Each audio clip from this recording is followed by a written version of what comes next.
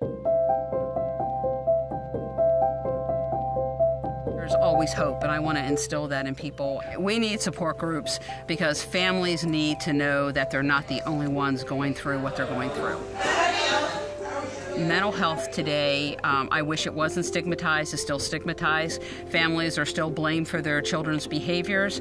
It's a very difficult and strenuous process when you're raising a child with other behavioral or mental health needs.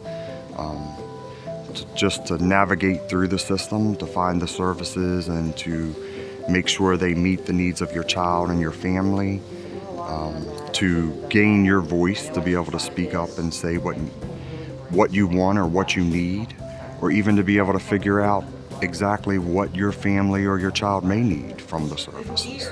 Support groups are extraordinarily valuable. In a strength-based way, families are able to share their experiences, share their successes, share their fears, but ultimately bond together and provide better care for all of their families. The support groups are run by families, for families, so as opposed to sitting before someone and them giving you parenting techniques, we can just tell you what worked for us. It's nice to actually have opinions from parents and know that you're not the only person out there having the same, this situation. There are other people that have probably had it, if not that day, prior to, or they're going to.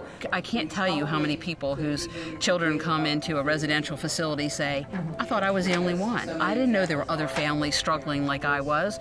And they kept blaming themselves and feeling, people were looking at them strangely. And all of a sudden they're in a room full of people who understand exactly what they're talking about. So I think our journey is going to get harder rather than easier as he gets older.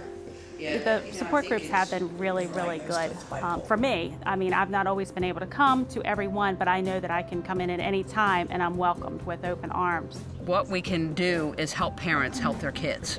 You have a voice and you are the most important player on your child's team. We provide childcare because families couldn't attend if they didn't have childcare.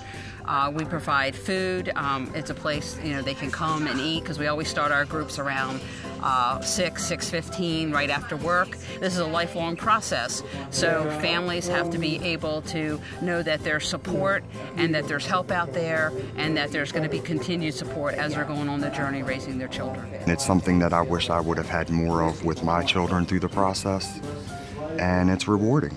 And I've learned that there is hope, and people can come together to help each other and support each other and make the difference.